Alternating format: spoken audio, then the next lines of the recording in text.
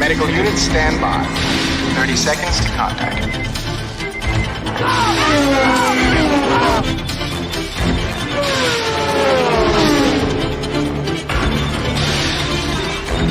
20 seconds.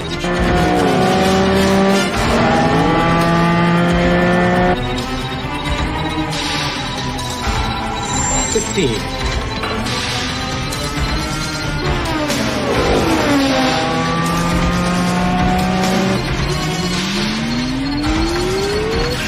10.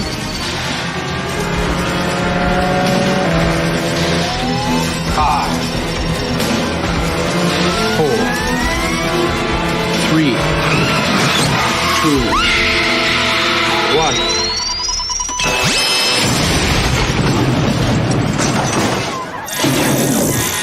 We got him. Let's go.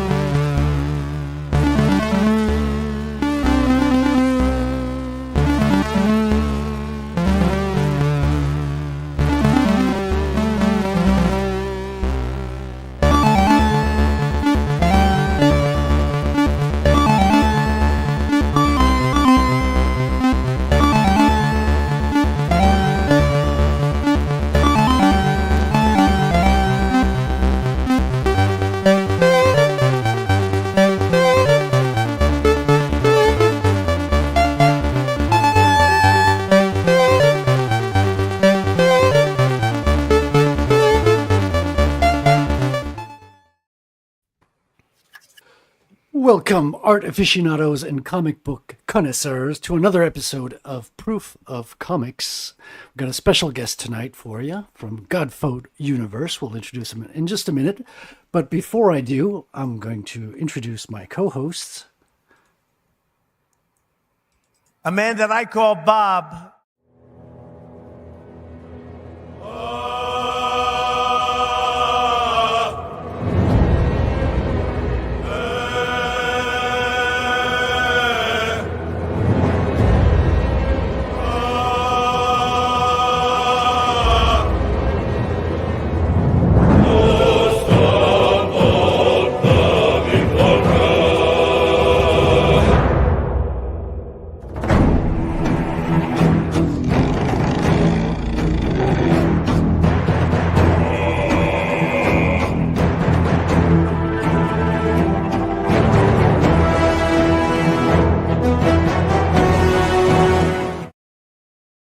See, that's how we break every guest, you know. Is it short for Billy Bob Saget? Mm-hmm. Sure is. I like the Berserk reference on your profile picture. Mm-hmm. It's the horse. Listen, he's a happy horse.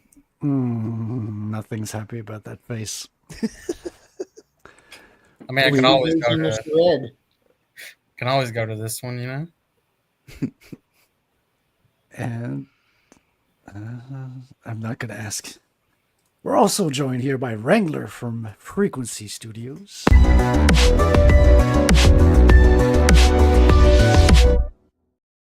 whole lot of hola. How you guys doing?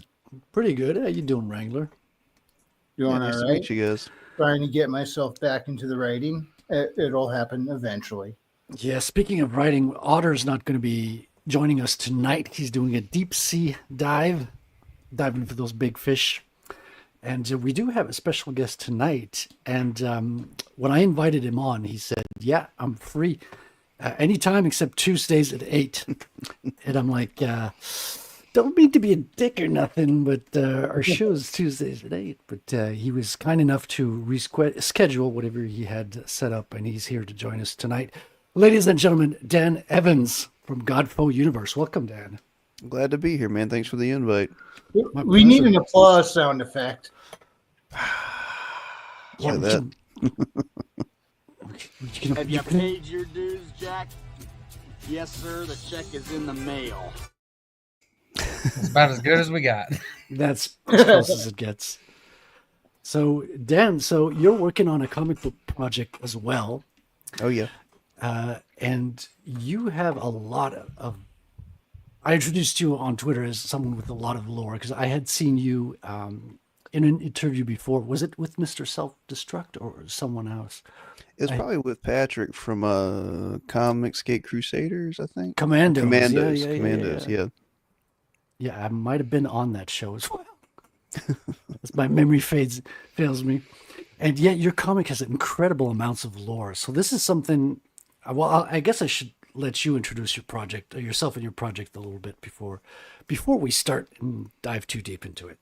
Sure. Of course, my name is Dan Evans. I'm the writer and co-creator of the GodFoe universe. My artist, Joshua Adams, couldn't be here this evening, but he would love to be. We both co-own everything in the universe that we made. We co-own the company, GodFoe Universe LLC, and that's how we have a mass output as I write and he draws and he does everything. He does the inks, the colors, covers, lettering, everything. So we have a pretty unique setup in indie comics. Our world it expands millennia. It starts and we break it down to what we call eras. And the one we're pushing right now is the Apollyon 20XX era, and that's close to our time. It's a little bit in the future. And what has happened is an alien metal has landed on Earth, and global elites have tried to harness it to create their own god to control the minds of the world. They have some beings called augments, which are humans they've experimented on with this metal, and those are our heroes. There's some escaped augments that are trying to stop the elites, what we call the Order, from creating their god machine. Our universe spans from that. That's kind of the beginning of it, and goes several thousand years in the future to where this metal and these things kind of become a religion. They become old and forgotten, but they affect the world and they're no longer science. So it kind of shifts from soft sci-fi to hard sci-fi and fantasy. And we have Biophile Kolga, which is another comic series that takes place 1,000 years after Apollyon. And then we have a novel series called the Black Star series that's several thousand years after Kolga. So we have the beginning, middle, and the end of the universe all kind of coming out at once. So what made you like take on such a huge scale like that? Was it the initial goal, or did like things just start to snowball along the way? A little bit of both. I was 22. I had just converted to Christianity, and I was heavily like ingesting apocalyptic literature, everything from like the Book of Revelation, Book of Daniel, Elijah, through other religions like the Jewish Apocrypha, even a little bit of Muslim stuff. I don't think they have an Apocrypha, but a little bit of their end time. And reading history and kind of noticing a pattern throughout history that human beings always set up like a god emperor figure. We always kind of fixate on a group or a person, everything from Pharaoh to Napoleon and Caesar to Hitler and Mussolini. This pattern always keeps emerging. So I thought that would be an interesting story to write about the end of the world and from a sci-fi sense, and that pattern of humans trying to become God. On a scale of civilizations. Mm-hmm. And so since your story is spanning thousands of years, like do your characters live to be like those kind of lengths, or a few of them do. I don't want to say which ones because it'll spoil some of the different stories we have. Okay, yeah, of course. Yeah, the title GodFoe universe came from this idea of this being in one way or another does get made. That's not spoiling Apollyon 20XX. And anyone who opposes it as it reigns for thousands of years is labeled a god foe. So that's where the initial idea of the name came from. But Josh and I have been working on this for about 10 years. I was in a band and I kind of started writing this story for concept album ideas, and he would do the art form, and then it just grew and grew and grew. And now we've put out 2 volumes of Apollyon 20XX, both of them 100 plus pages, and then we put out one of Biophile Kolga. Would you say volumes that's a novel type format or a comic book? Oh, it's a comic book. It's just giant graphic Oh, novels. you already It's got hundreds of pages of the comic book. Interesting. yeah, the first one we put out last year, Apollyon 20XX Volume 1 was 185 pages. This one we just put out that's still running our campaign is 100 pages, and Kolga was 100 pages. We try to Apollyon's going to be about 4 volumes and then be done, and Kolga will probably be 4 to 6 volumes. Yeah. Dude, you There are we go. speaking my language. I'm glad. Speaking of which, I eat this kind of stuff up. Seriously. Awesome. So do I. I thought I was the only one that was this much of a nerd. oh no, welcome to. We ended up doing some parallel researching there because I was doing things with the same concept, very similar concepts. Oh yeah. All right, should we? Do you want to introduce the trailer, or should we just? Sure. hit The play? trailer is for Apollyon 20XX Volume 2, Lest We Forget. It's very short and sweet. I did the music from an album. I have a music project called Pentecost I do basically in my room. And it's got a lot of clips from it. I don't know. I think you'll just like it. I hope so. All right, let's check it out.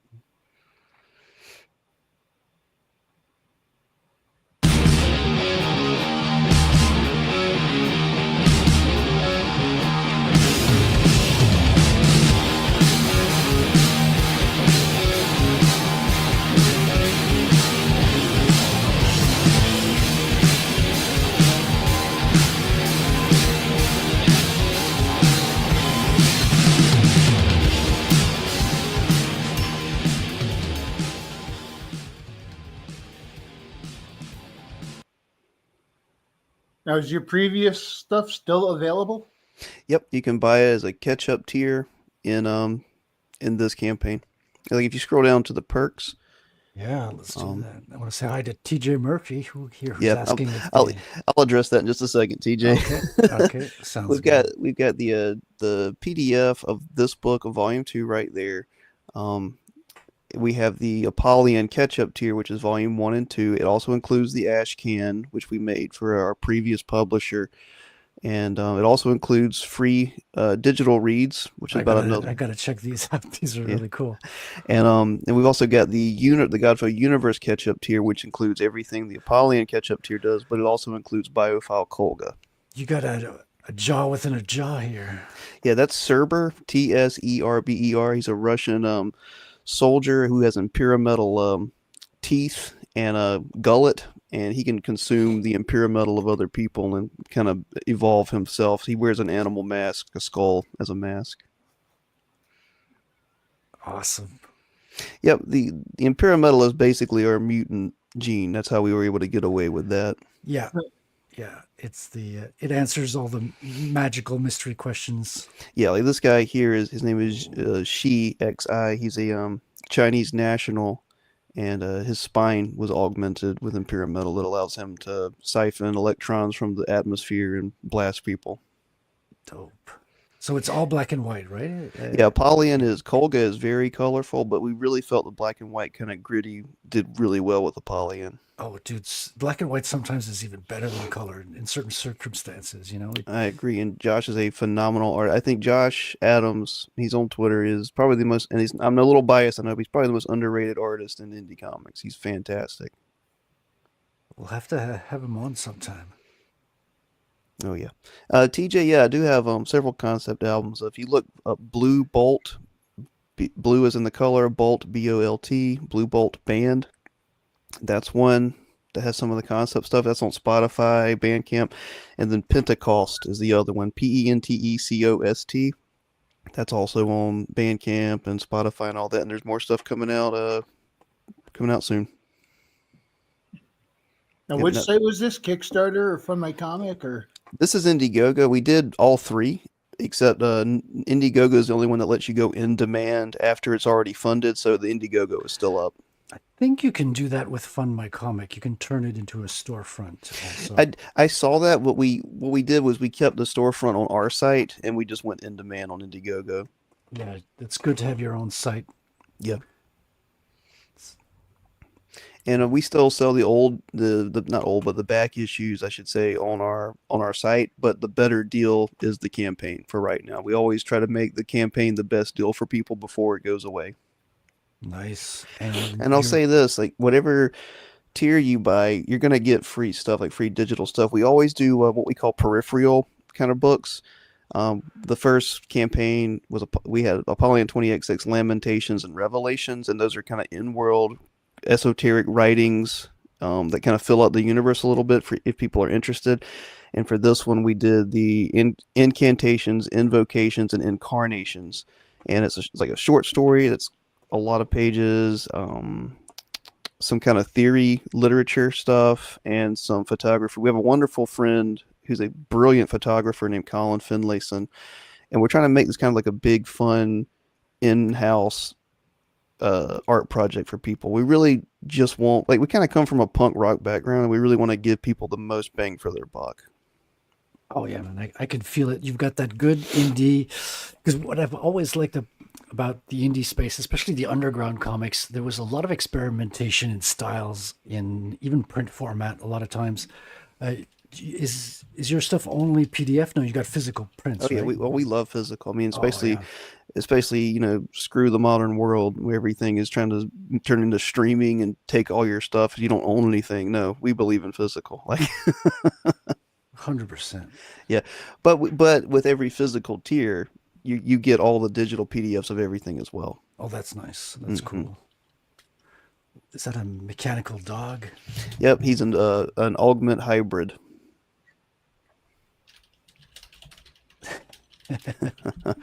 I'm loving it. Yeah, this reminds me almost of Dada-esque, like early Yep. 20th century. That's all photography. And Yeah. I just added that on. But that's the incarnations and then the invocations, incantations. You'll get those for free for any physical tier you buy and any digital tier. You can, well, not any digital, but any physical tier, and then you can add them on to a digital tier if you like. So have you, since you guys do music as well, do you do vinyl stuff? Not yet, but Not yet. yeah, I'd like I've to thought do that. about it. Yeah. Yeah, it's cool when you can do both. We'd like to. Like, it's not just to make money off physical media. It's just physical media is just important, man. Like it. I've got like a whole stack of books over here. I still buy DVDs and Blu-rays. I've got old retro games. Like if you don't physically hold it, you don't own it.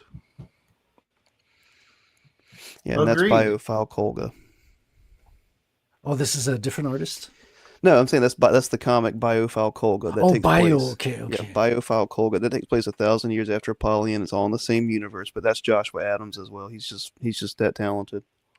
This is some dark zombie stuff here. Almost demonic. Yeah, that's where the Imperimetal and the science has evolved basically to what they consider magic and religion at that point. So does the story move around a lot from time to time, or when you pick up a book, it's set in a certain story and certain It's time set. space? Yeah, we Okay. call them eras. And if you open here, I'll show you. I've got a copy right here. Yeah, please do. Every book comes with the timeline in the cover right here. Oh yeah. Okay. There you go. And so those are different titles we're working on. There's Apollyon. There's the Biophile Initiative where Biophile Kolga runs into, and there's the Black Star. And we're going to be adding to that as well. We wanted that you can pick up any book in any era and read it and enjoy it, or enjoy it as a big overarching narrative as well. Yeah, because not everyone's going to start at the same spot, especially with comics. Some people can pick up different issues. It's always good to have them at least feel like a complete story that you're not Yeah. missing out. I know a lot of You really got sequential. a good blend of science and mythology going on. Yeah, I love that mix. It's funny. I could talk about that for hours. I strongly am opposed to the materialist worldview, or the strictly materialist worldview. I think we've lost a lot by getting rid of esotericism and religion and symbology. I think even Jung pointed that out. Like the more you focus only on the material, like these kind of things just that always exist, they pervade your mind and they start to affect you in ways you don't know. I think greater men before us believed differently than us, and I'm not preaching because people have been different religions all throughout history, but I think something was lost by just treating people as meat, 100%. Not gonna get an argument from me on that one. Yeah. That's for sure. I love this one, this style. Thank you. That's again, that's Josh Adams. He does everything. That's the book I just had up here. That's in the GodFoe Universe catch-up tier that comes So- with that. You got some nice little black and white screen tone as the shadow. So this would look perfect in black and white, and then he's added the colors on top. It's beautiful. Love I'm glad you understand that because I am not an artist. Yeah, no, I geek out about that stuff all the time, and it's what I live for, as you can see.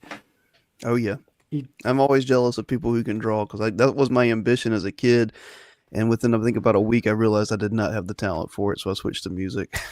See, I never realized I didn't have the talent, so I'm still under the delusion that something's gonna come from it. So I tried to do. I had like some of the Marvel how to draw books, and it was like here's a stick, here's balls, circles, and then here's a stick figure, and then suddenly it's Spider-Man. I was like, yeah, okay, well you lost me at the suddenly it's Spider-Man, Todd McFarlane, Yeah. but okay.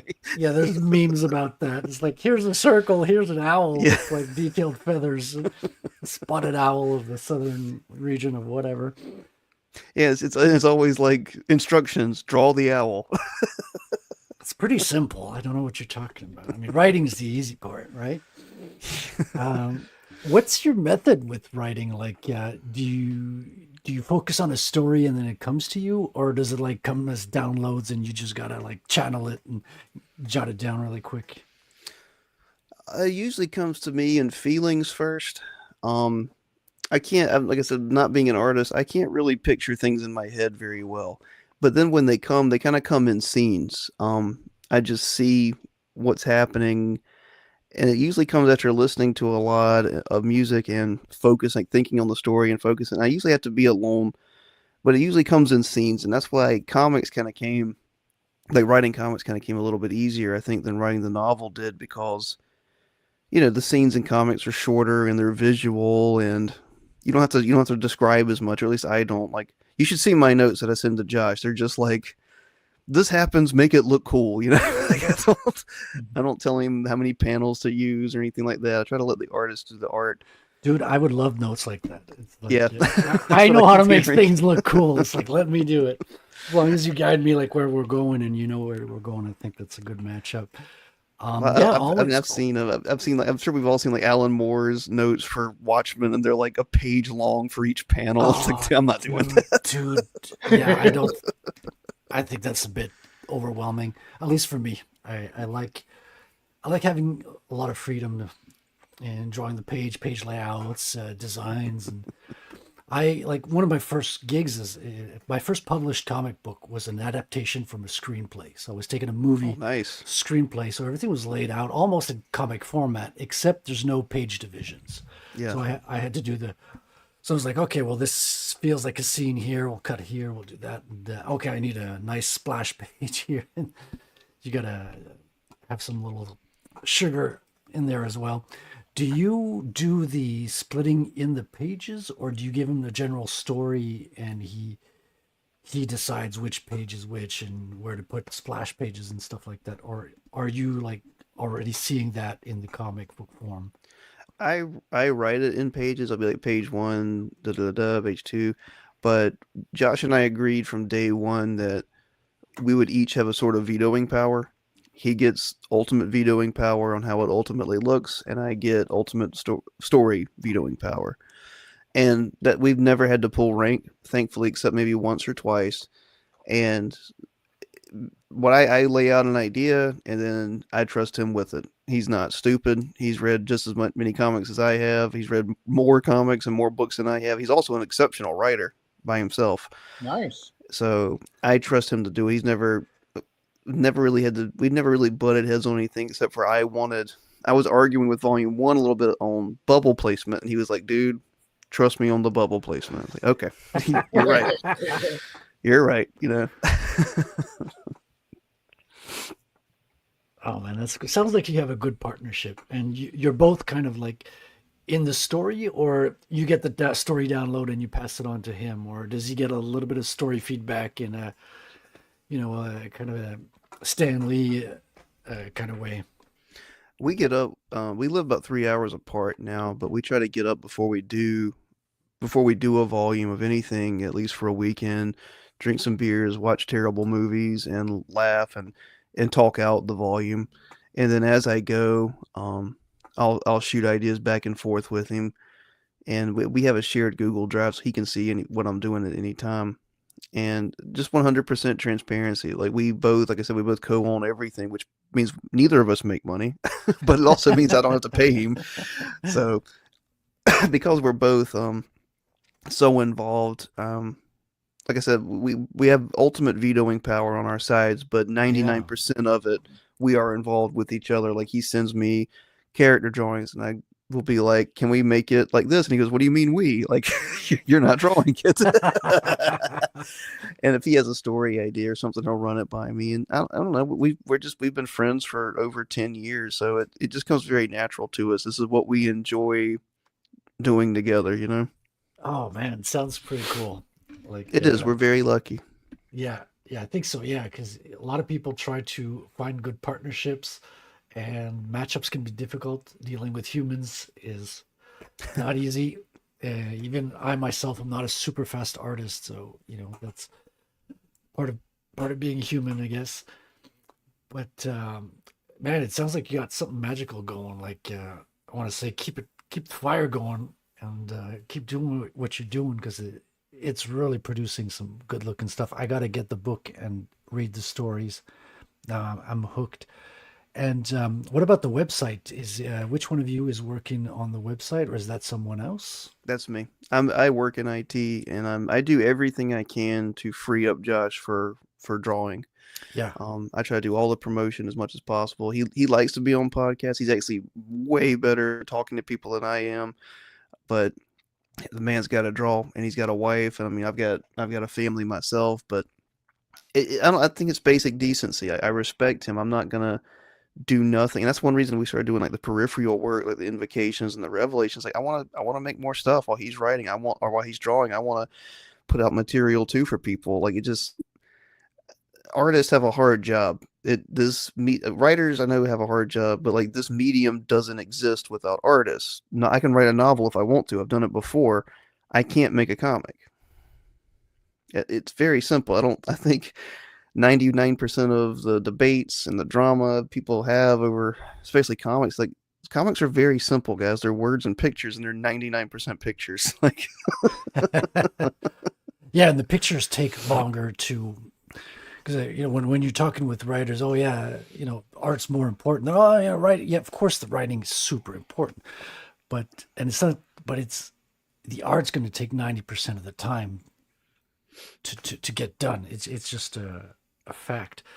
Not to take away from the value of the writing. I know I'm starting to write myself, and I can see how difficult it is to get things right and to make stories stand up and to take people on a good character arc to get make the characters likable, just to be able to follow the events. Like the basic storytelling is something you have to keep an eye on because it's so easy to drop the ball on one panel or one thing. And then you got readers asking, what's going on? What's this? So not to undermine that. So, but it's definitely when you got both working together, you could do something that's bigger than either. Like it's something that can only come when two creative minds come together and work together. And I'm looking at let me share the website because it's interesting in itself. and to your last point, I mean, I agree, and I have a kind of a controversial opinion, especially in indie comics, but I grew up in the 90s. I remember Image, and what I specifically remember about Image is two things. Those dudes could draw, and none of them could write. That's so true, man. That's so true. Todd McFarlane did do a lot, but he's got flaws as well, too. Like, Yep. Spawn it wasn't perfect. I kept wondering where it was going to go. Well, and it still hasn't gone anywhere. Yeah, I know. It looked awesome though, that cape. Wow. Oh yeah, I have the first 100 issues right here at my right foot down here in a box. I think because they're works of art. Like each one, him and Capullo, wonderful team. Dude, Capullo just blew it out the water. Like I didn't think someone could out McFarlane, and he just really came in like a a rock star. He did. The only Spawn artist I did not like, and I can remember his last name, was Angel something.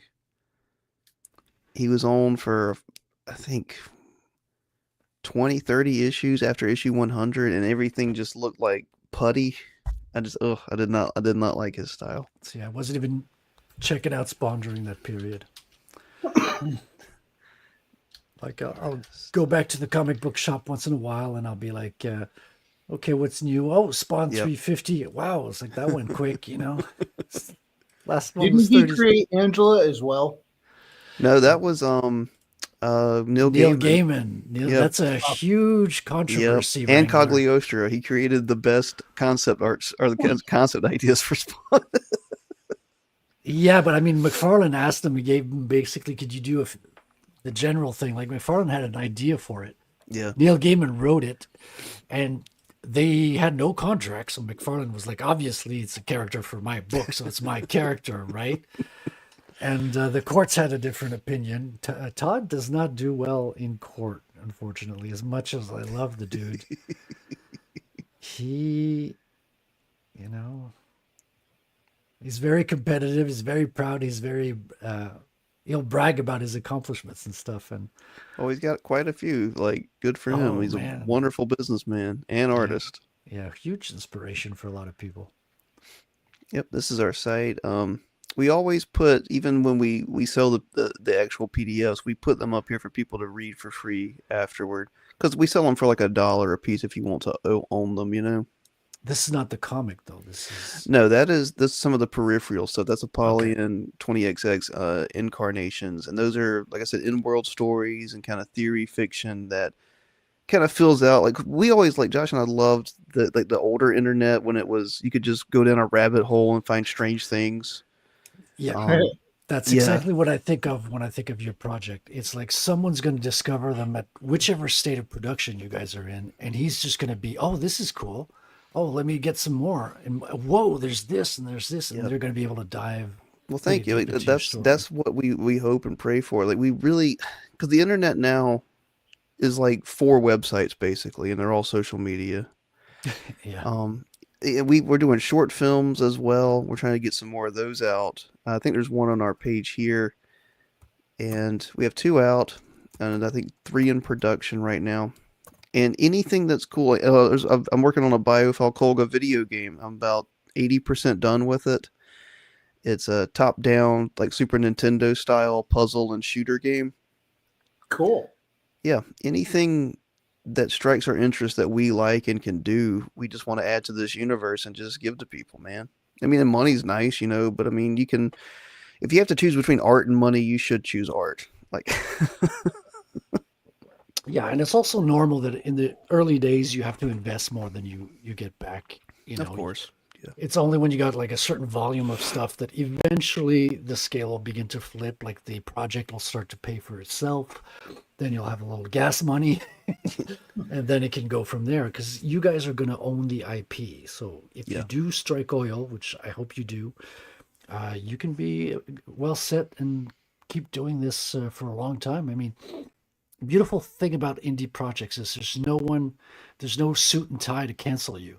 You know, they can't come in and say, we didn't meet the quota, guys, last month. We're going to close this down, go home. It was a good run.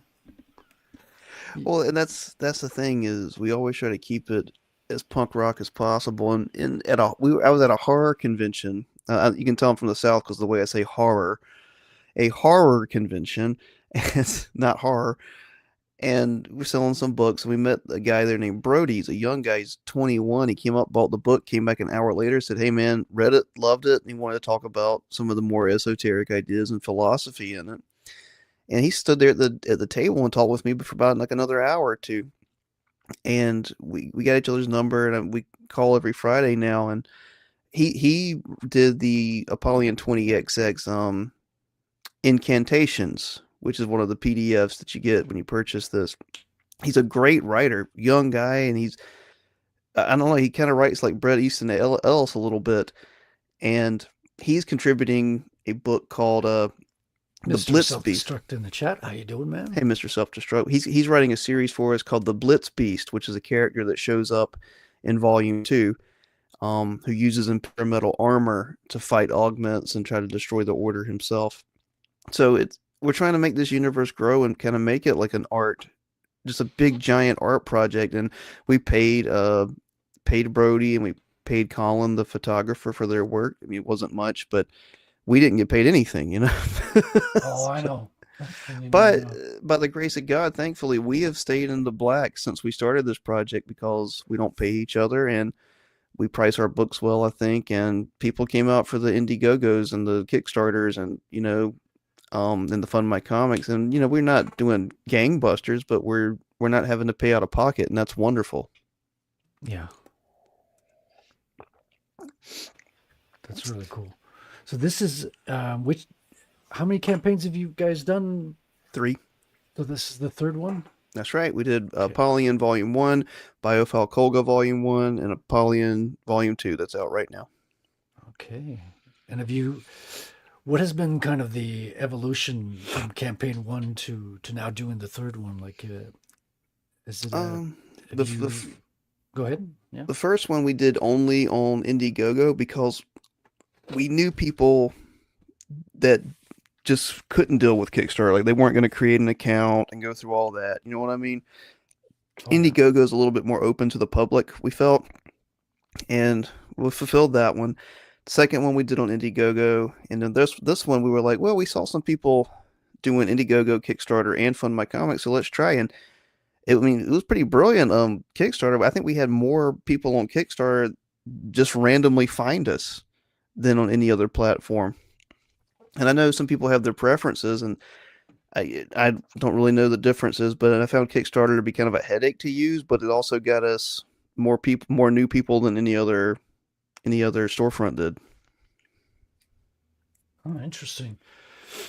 See, I always heard that as a complaint that people have a hard time getting their campaigns viewed on the sites. They have to do all the marketing themselves, doing streams like we're now. Well, yeah. I mean, unfortunately, I think that's just the nature of the beast with anything. I mean, if I'd made a lemonade stand, I got to tell people I made it, I mean, I don't know. Like, I'm sure there's people that have made way more comics and done way more campaigns than us. They can give us some insight, and I'd love to hear it. It's just, we're both married guys, and I have a family, so I don't really get to hear it. So I hear you, and I'm not the guy. I'm doing my first campaign this summer with my book. This is the first time I'm self-publishing and writing and everything, so it's pretty crazy. That's because you're getting practice for your breakout story. That'll be Black Tarzan. Yeah, but you're not allowed to talk about that. See, it's an NDA, strict NDA on that, Billy Bob. NDA? No. Where the fuck is that clip? I haven't played it in so long. I'll delete it before you find it. I haven't played it so long. I saw your Damn, I almost NDA'd myself.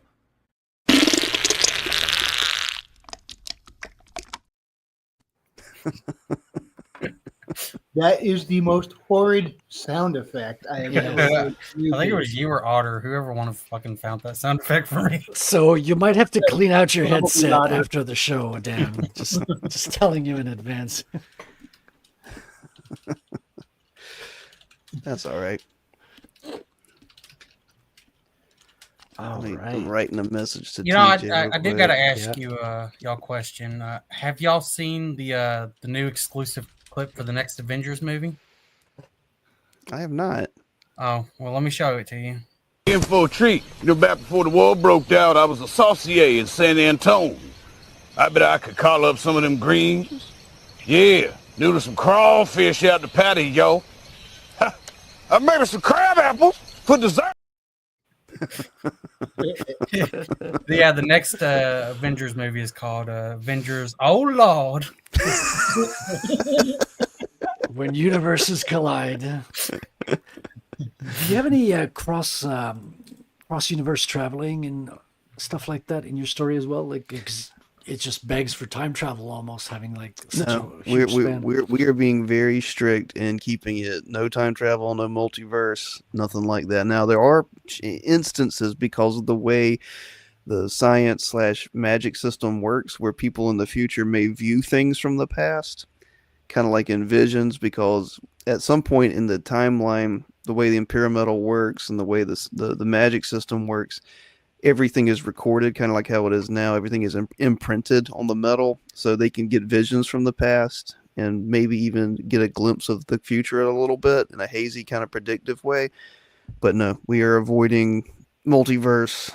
We're avoiding time stuff. No, I'm not doing Now, anything. is the future set or to be determined in the lore there? I mean, like, A lot of it is set because we're making it, and some of it's already written, so we can't, you can't break lore. But there's ways around things. You can make someone in the past have affected something chronologically after them, if you write it a certain way. You know what I mean? I meant more along the lines of like from their perspective. Do they believe everything is fated or? Oh, yeah. No, we opened that question, especially in Biophile Kolga.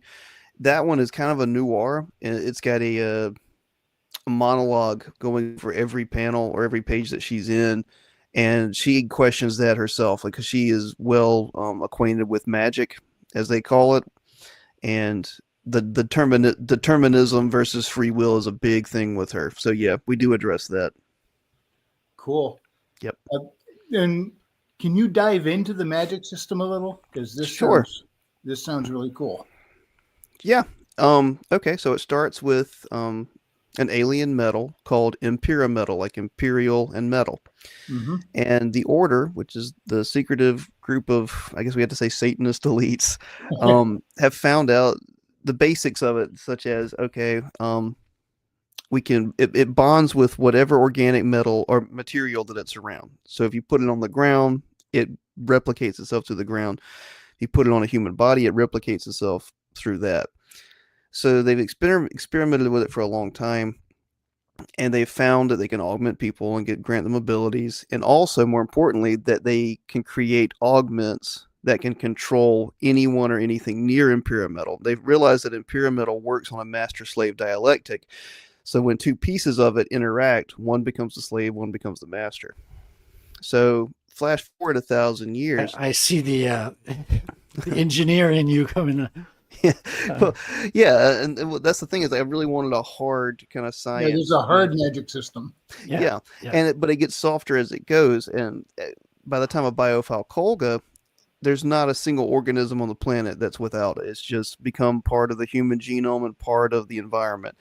By that point, they call it old metal, which is OL metal, which is old metal. It's just always been there. And they have found out that we can transfer electricity through it, light through it, and even manipulate other people and manipulate physical attributes. And in some cases, what they call magic, such as conjuring things out of what they believe thin air, because it's something traveling at the speed of light, basically. And the way I'm describing it is the lame sci-fi way to. I don't like doing that in the story. In the story, I try to describe it fantasy and magic way, because that's how they view it. By the time of the Black Star, which is the last era, it's still old metal under a different name, kind of, and it's just, they believe a religion. The world is magical. The world is God, and anyone who can speak the language of the old metal, which is basically mimicking its frequency, can access all the memories that it's ever seen throughout all of its creation. So it's kind of like you're in the ultimate hacker's dream. Exactly, but to them it's a magic system of the collective unconscious. So the main hero in that one, Garo, Garo, is what's called a shaper, and he can emit frequencies where he can shape metal. He can shape basically any element. See, that's what I was waiting for. Like, there's some people that are better at using the metal and getting the power out of it. Yeah, and he is able to see. That's what they call it, is see. And what that means is he can see the memories that are flowing within it. But what he discovers is that there's people and things and creatures and things that have basically gotten way better at that than he has, and they control entire portions of the world and nobody knows it. And he sees these things influencing everybody at all time, and seeing through the eyes and senses of everybody at all time, kind of like a hacker. And he realizes that the more I dive into this, the more I'm exposing myself to it. And of course, everything, once he's aware of that and they're aware of him, everything kind of becomes a battle of wills at that point. Oh yeah, sounds like magic system. It's kind of flirting with the hacker principles and stuff. It's Well, I was a big fan of Neuromancer, oh the book, and I mean, yeah. yeah, and it's good Lord, is that book hard to read? But the but I love that idea, especially that he just drops you into the world and says, "Figure it out, sucker," and then you don't. But I really liked the idea of Jung's collective unconscious. I really liked the kind of the shared frequencies and world frequencies, because that's what everything is. Everything in nature is a frequency. Everything functions on a sound wave, or a wave that's not even a sound wave, but a wave we don't understand, you know? And I really love exploring the morality and philosophy and theology of these kind of things. And that's what, especially the last, the Black Star is about, is the morality system of Garo realizes that everything he does and says influences something else. Like when he puts out an intention into the wave system, it interacts, and he realizes that he can influence people very easily.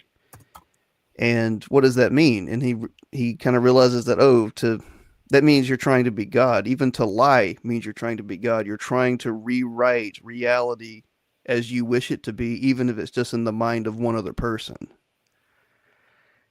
And that's the biggest thing with the GodFoe universe is, what does it mean for what is God, what is man, and why is man always trying to be God and failing? Sounds cool. So you get into some real cerebral topics in here. I do. I try not to bog it down. Like I try to keep it character focused a lot. I try to and book 1 goes more into the cerebral and the philosophy. Book 2 is very claustrophobic. It's more kind of like the book or the movie The Thing. Oh yeah. Volume 3 gets a little version, or the 19. No, the only one that counts. It's so dope.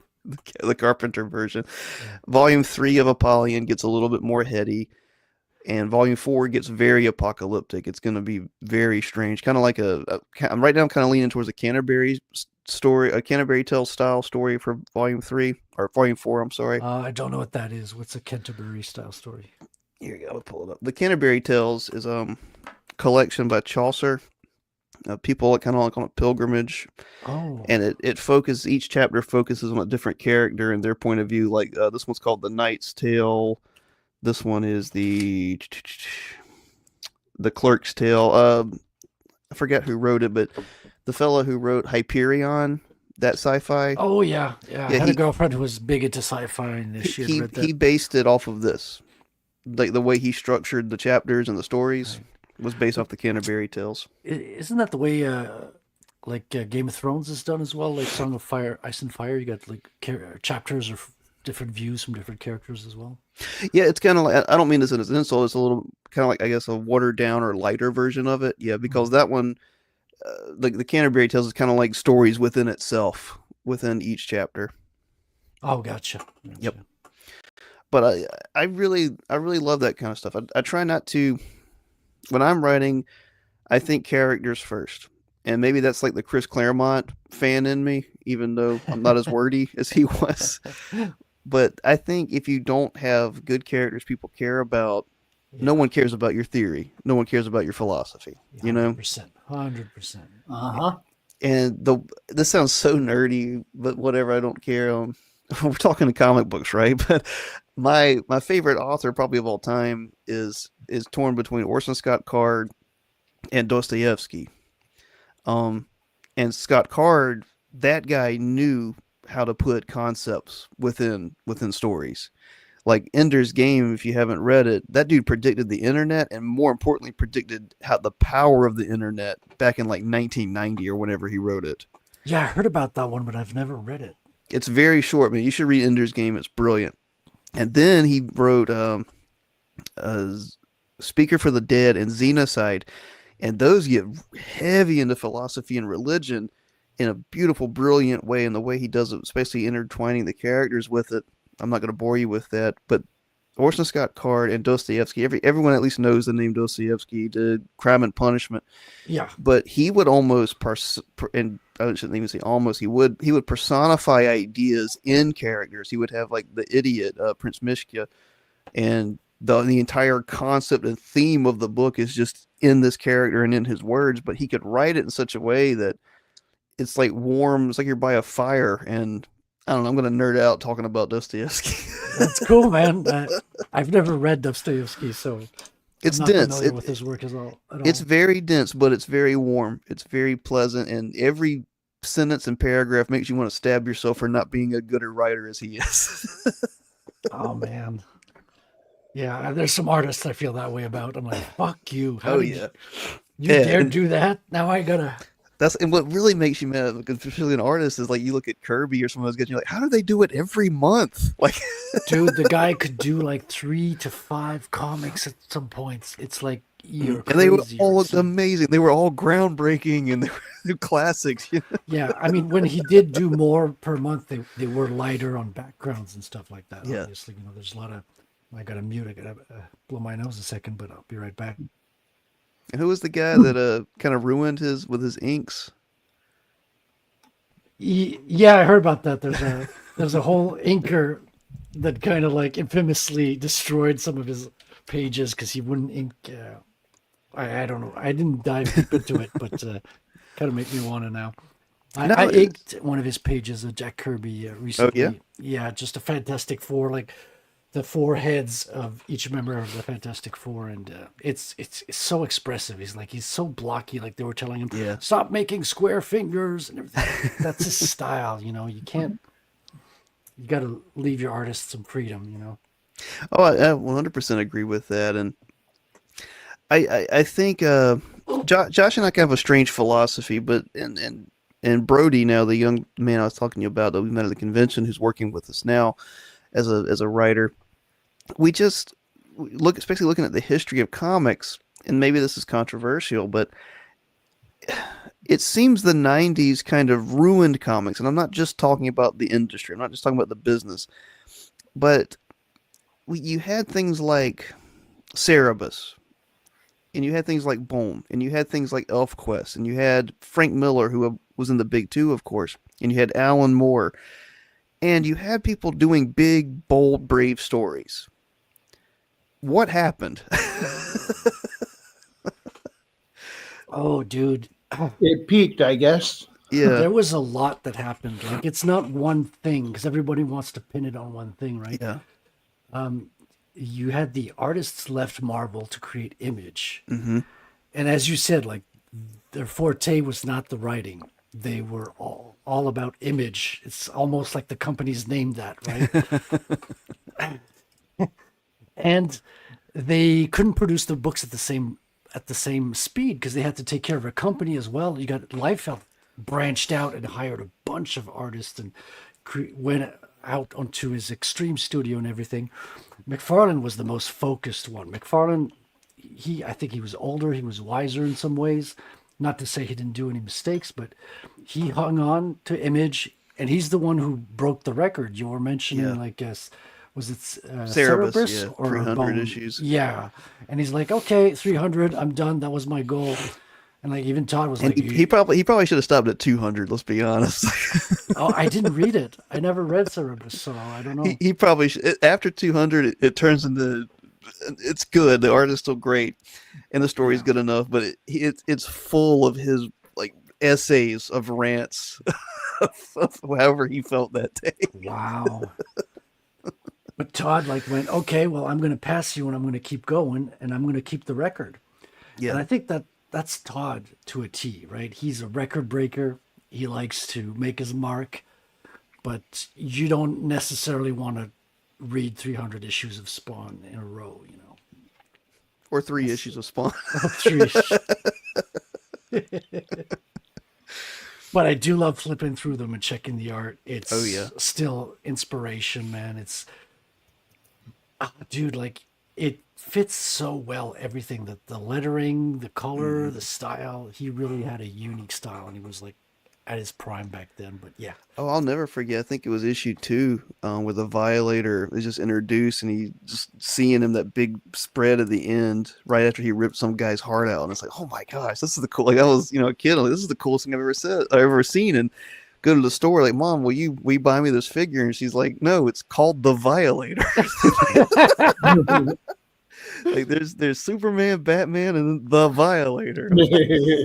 my mom didn't care. Luckily, my little Did she brother hate got. clowns too?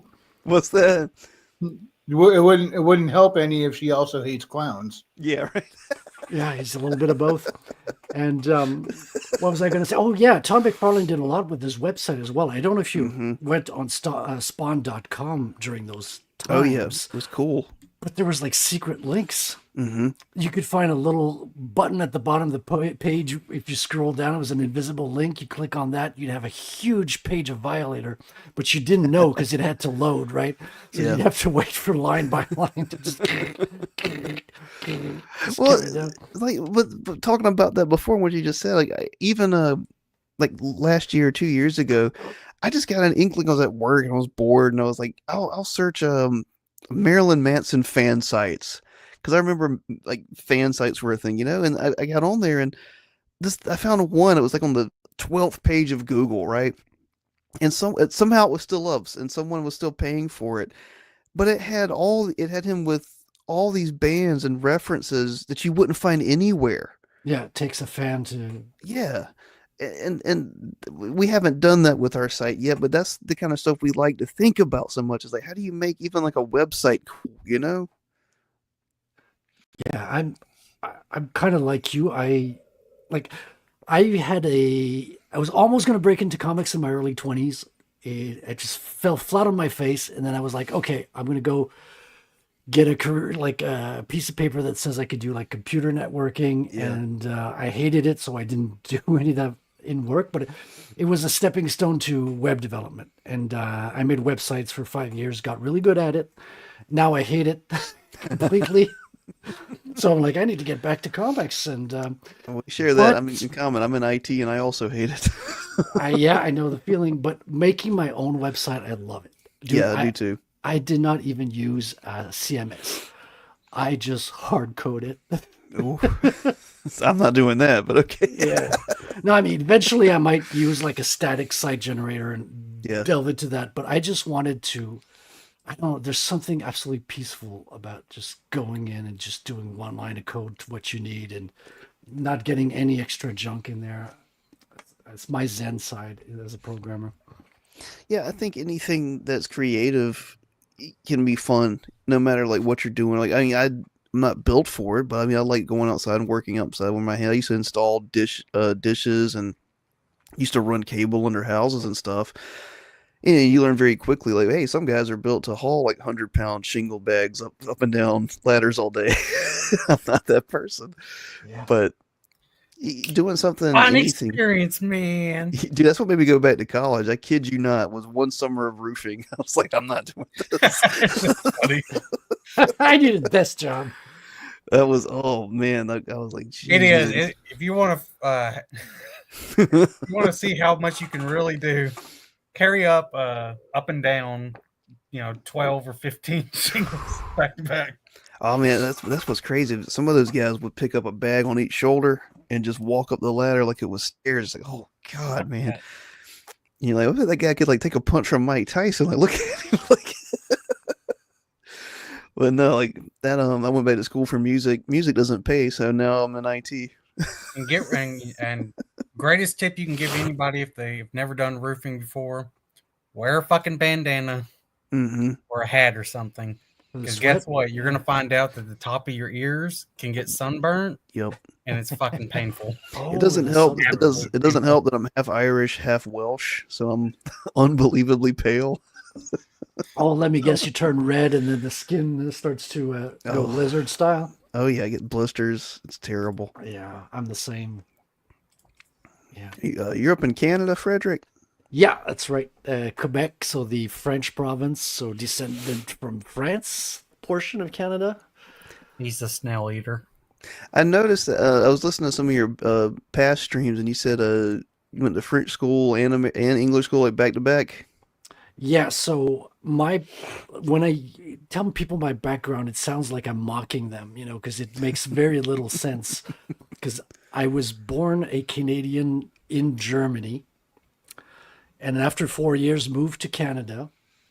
And we lived in the most French part of Canada, and that's where I went to learn my English. And then we moved to the English portion of Canada in Ontario, Petawawa military base. I loved that as a kid. That's a great place to, especially when you're into G.I. Joe, man, living on a military base is like Disneyland. And and I went back to like immersion French school there for a year before went back and moved back to Quebec, at least the province. And when I moved here first, they would call me like a Nazi because I'm from Germany. And then the English would call me a French fraud. And then when I moved back here, they'd call me a squarehead because that's what the French called the English, right? Listen, you're just like the mix of the worst of the worst. That's not the worst insult. Yeah, you're no. I mean, it's Canadian.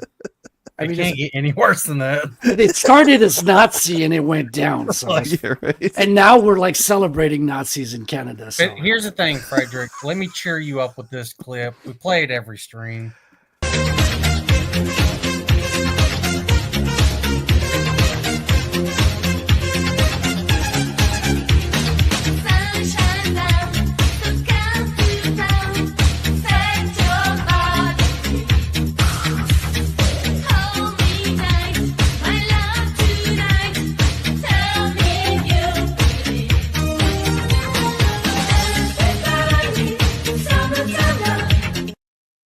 What anime was that?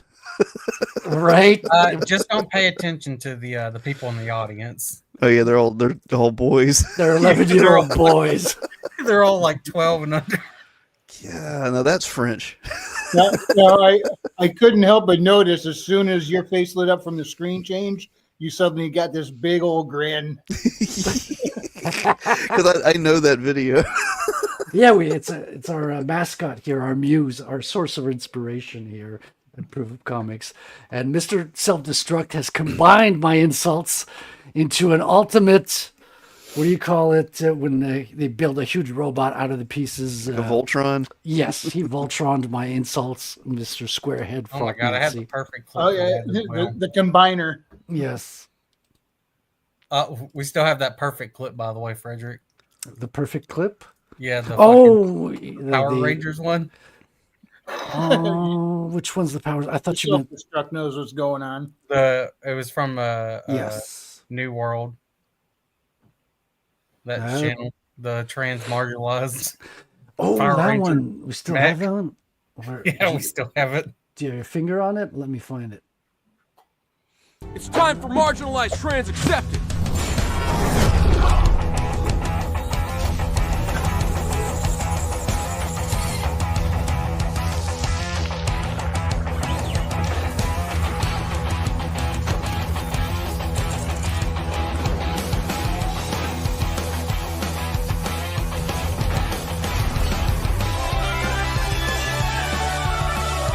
Our motto is, when they go low, we go high.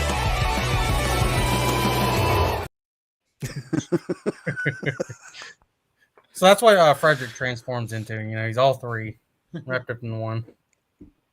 Yeah, funny. I'm going to need to have a villain like that in my comic at some point.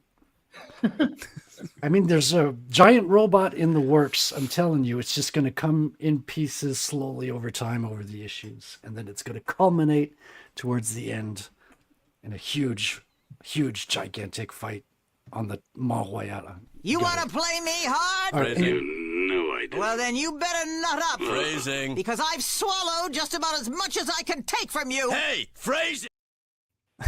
Phrasing, Frederic, phrasing. Oh, man, I love Archer. So, Dan, what's in the future for you guys on the horizon? Like, after this campaign, which direction are you planning on taking the story? So campaign-wise, so release-wise, right after this one, this summer, we're going to release Biophile Kolga Volume 2, and then Apollyon Volume 3 December of this year should be. The story I can give a slight overview of it without spoiling it. So, Volume 1, we're introduced to our augments. They're freed by a man named Zero, who's a very high-powered augment that was he was supposed to be a candidate for the God Machine, so he can manipulate the memories and intentions and feelings of other augments. He frees them, convinces them to fight with him. A battle ensues. They escape. Volume 2, they're in a tunnel that was underground where they had just barely escaped, where they had fought from. And it kind of, like I said, it kind of turns into a thing. The movie, The Thing, kind of don't know who you can trust, body horror type thing. Volume 3 will follow our heroes as they face down the Cerber unit, which is that guy with the bone mask, and some past connections to him through some of the members of our team are revealed. And then at the end of Volume 3, it gets very apocalyptic. A unbelievably powerful augment is awakened, and the entire world changes. Volume 4, time skips a little bit, a couple of months from that, and the entire world is unrecognizable, and it goes from there. I don't want to say too much. Wow, like it's like COVID happened or something, right? we like to say, and this is aiming high, of course, but a good descriptor is Chris Claremont's X-Men meets Akira. Oh, yeah, both. Like, yeah, I love Akira. I have the whole collection, except mine's in French. French edition. That's really cool. But I've got the English one right here. I've got all however many 5 or 6 books. Yeah, it's in 13 books. I love it. It's so good. I need to read it a second time. I've read through it once. Mm-hmm. I've heard of people who like have a yearly annual ritual of reading it. Yeah, our friend Brody reads it every year. Yeah. Are you guys anime fans, I assume? Yeah, these guys are weebs. I'm not too much, but Frederic, Frederic, you should watch Neon Genesis Evangelion. Oh yeah, that's an old one. I've seen parts of that. Yeah, that's a little kid who was mastering robots, right? It's a bit more, but yeah, watch all of that and then watch End of Evangelion. That is my favorite piece of art ever, is that film. And then watch the rebuilds. I don't know, but if anyone, Billy Bob, have you seen it? No, but I know what it's about. Okay, Wrangler, have you seen it? Let me put it like this, Frederic. Oops, I was on mute. No, chick who voiced Casca in the 90s Berserk also voiced another chick in the series. Oscar, yeah. Dramatic stuff. I had the one meme of it was like the voice actress for that chick. Yeah. I just can't wait to get into the industry. My next role. So fun, Casca, that chick. It's like, oh god. Mr. Self-Destruct is right. Don't watch the Netflix one because the dub of that is awful. But it's one of my favorite pieces of art ever. And the movie End of Evangelion is because that show is almost 99% aesthetic and like pathos. Like it's just feeling. I can't explain it. Like you'll watch the entire thing and the lore doesn't matter. Half of the dialogue does not matter. It's just the images themselves are each frame of that show is a work of art. Interesting. Yeah. And does that affect how you're writing your story a little bit? It does. And I try to make it let it affect me more and more and more. I hate to say it, and I think even Mike Barron posted this a couple of days ago. And it was funny because I was just thinking, it's like, I think he said, every time he edits or rewrites, he finds it gets better the more words he takes out. Yeah. And that's what I've noticed too, is like in a visual medium, like it's kind of like surrendering to the art and surrendering to the visual idea and trusting your artist. And I don't know, I mean, if you're gonna, this is my problem with a lot of art or a lot of writers, not artists. If you're gonna write a book, just write a book. If you're gonna do a novel or a comic, let your artist work. Yeah. I would love to get to that. I would love to get to that point of Evangelion, of how he did it. Just those images, I know it's animation, but those images just invoke so much emotion. I can't explain it. I'm sorry, I didn't mean to interrupt you, Billy Bob. No, it's all good. I forgot what one Sybil ended up recommending to me. It was Ninja something. Ninja Scroll. Ninja Scroll. Ninja Yep. Scroll. By the way, Ninja I did Scroll not was watch awesome. the movie. Yeah, This that was one of the funniest early part. ones I watched as well with Yeah. This is the Akira, funniest Ninja part. Scroll. He Vampire recommended Hunter. me Ninja Scrolls. Biohunter, dude, that's that's a messed up one. Sybil recommended me Ninja Scrolls. I watched it. Now, evidently, he was recommending the movie. I had no clue there was a movie. Yeah, the movie's He didn't better. know that there was a fucking mini, like, one season show of it. Have So you I was guys- like describing the plot. Like, I have no clue what you're talking about. Yeah. How about the Guyver? The I have Guyver? not heard of that. Yeah, not Matt Guyver. Never, the I've Guyver. heard of it. No, I don't know I've that seen one. it. I used to see it on the shelves, but I never picked it up. But the studio who did Ninja Scrolls, I actually think they would have done very, very well for Vagabond adaptation. Really? I think they're if you go back and look up Ninja Scrolls, the way they do their animation, their style and shit, I think would very easily translate with Vagabond. Funny enough, There's a movie called Angel's Egg that is brilliant. It's anime. There's almost no dialogue. There's like two characters tops. They only interact for maybe 10-15 minutes. And it's just beautiful. It's a work of art. It's called Angel's Egg, and the legitimate physical copies are kind of hard to get, but you can get like a Malaysian copy off eBay, or you can just watch it for free on YouTube. so I don't. Is that where didn't Dark Souls 3 take a little bit from that? Probably. If I remember correctly, like the final DLC, that's how you like transport to the end of the world is through an egg. Yeah, Angel's Egg is very strange. It's like a post-apocalyptic world, and there people are just wandering around in it, and it doesn't ever really say what happened, but it kind of implies like another biblical flood type thing. I don't know. It's beautiful. And it's got a woman holding an egg, right? Yep. It's like a little girl or something holding an egg. Yeah. Never watched it, but I do know. I just remember someone pointing out like that fact in Dark Souls 3 where they got that from. Well, that's a lot of stuff that I find fascinating about anime. Is I think they do symbolism very well. I think they do it better than Western media does, but that's a whole other topic. I think maybe it's because the West has lost its symbolism, but that's a whole other rant I could go on. Oh yeah, we've gotten a little shallow on this side of the world. Yeah, we have, and that's really sad. It's what was I thinking of? Serial Experiments Lane. You guys should check that out. I've seen that one. I tried to get into it because it's a bit slow, and I have like the attention span of a goldfish sometimes. But that one's beautiful. Like it's all the sky is filled with all the wires, right? You got all the electrical communication wires are the kind of a focus. Is that a hacking story? It is. It's a kind of a precursor to the Matrix. It's a Gnostic story. This doesn't ruin anything because there's really no plot other than this. It's a little girl. She's in this strange kind of world. It's like ours, but like you said, like there's wires everywhere, and she kind of slowly realizes. She doesn't say it. It's never said really, but she realizes that she was a program that became sentient that is affecting the world. And she's like a Sophia, like in the Gnostic gospel, and she has to wake up and realize that this man, like the demiurge, this bigger program, has separated her from reality. It's very strange. It's very strange, but it's absolutely beautiful. And Evangelion has a lot of that Gnostic kind of stuff into it, which, I mean, I'm a Christian. I don't believe in Gnosticism, but the symbolism and the art is beautiful in it, you know? Oh yeah, 100%. And so you say we've lost a lot of symbolism. Like,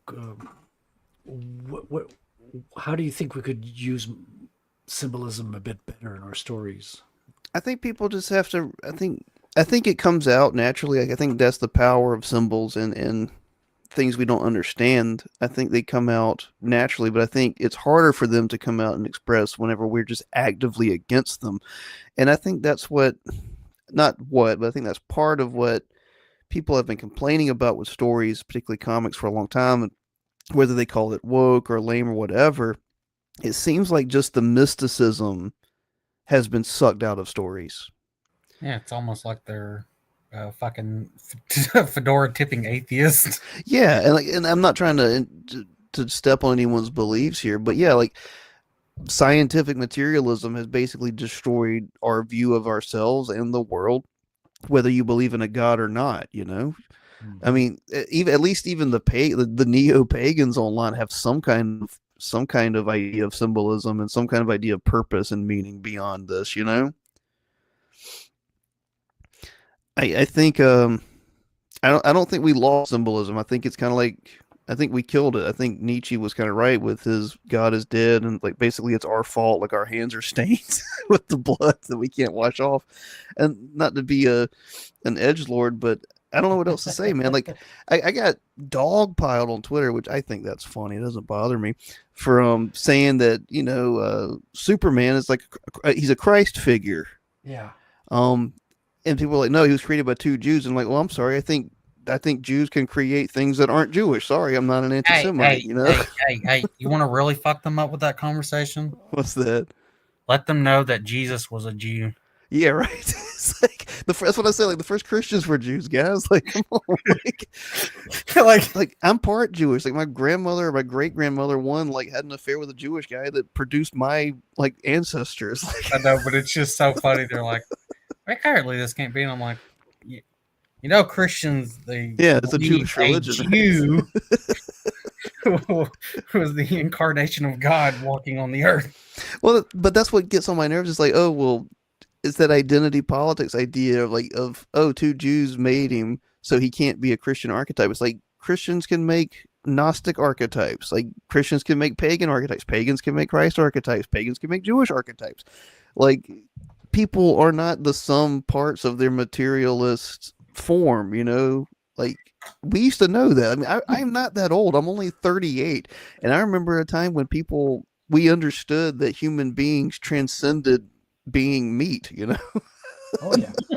I mean, I think a lot of people still believe that. It's just it's like the smart people in the room are quiet and the idiots are just running around saying the idiotic things, Yeah, and I try not to be political because I think art surpasses politics. And that's the other argument that really gets on my nerves when people are like, oh, art's political. Like, no, it's not. Art surpasses politics because politics is downstream from culture. You know what culture is downstream from? Belief / religion / philosophy. Yep. Like politics is just a type of philosophy. It's not the defining interaction of all human interaction ever. Sorry, I'm not getting on my high horse, but it's just no, that's what we get here for, for rants and opinions and something that's different from the norm as well. It's like we're tired of the old predictable stuff, and we're here because we want to make our own stuff that's entertaining to us. And it's almost we don't even care if it entertains other people or not. We're like, at least I get to make my own stories here, Oh yeah, and that's the thing is, why was Stan Lee so prolific?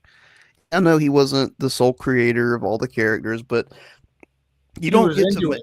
That's why. Yeah, and he understood myth, even if he didn't know he understood myth. He at least immersed himself in it. Like, where do you get something like with great power comes great responsibility? That doesn't fall out of the sky. Like that's a deeply ingrained from our culture, from like thousands of years of Western culture.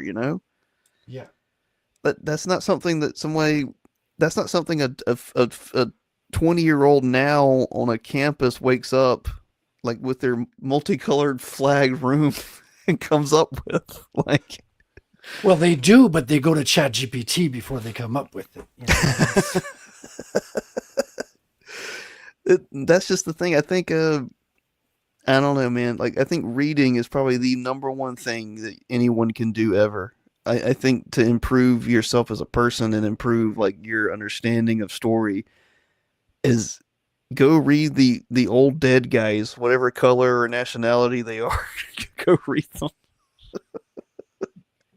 Go read Frederic Douglass and then go read Dostoevsky. Two different guys, two different races. I read Frederic Douglass. I did read his book. Brilliant man. Yeah, he's the guy who was a slave and learned to read one of his owners or something, right? The owner's daughter or something. Yeah, brilliant. And he almost destroyed single-handedly the entire idea of like racial differences and how the argument of some people they thought people were inferior because of their race and stuff. And he's like, no, like maybe if you're not beating this guy 24 hours a day, he can read and you can see that he's just as smart as you, you know? Yeah, that's the thing is he started I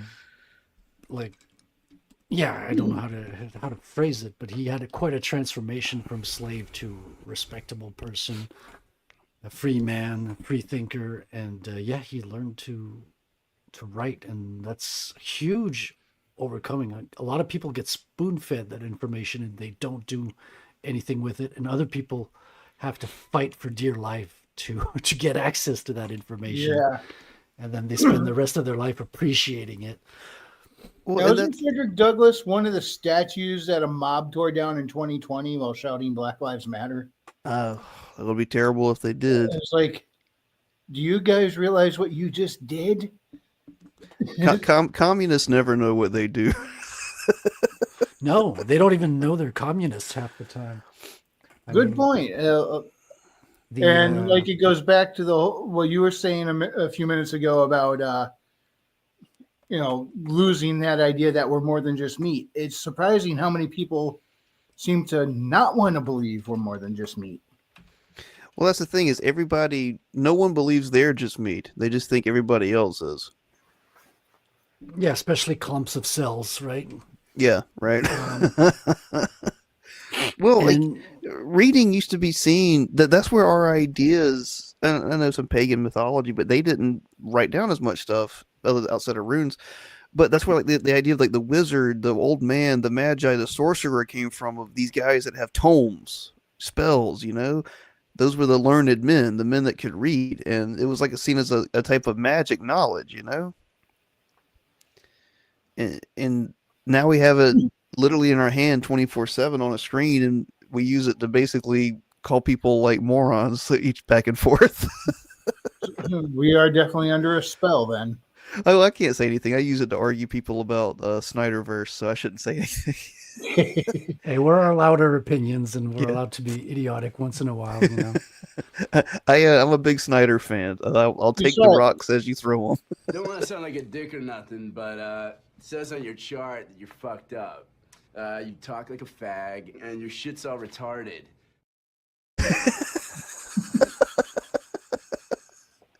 Yeah, in some making fun of someone with a disability is retarded.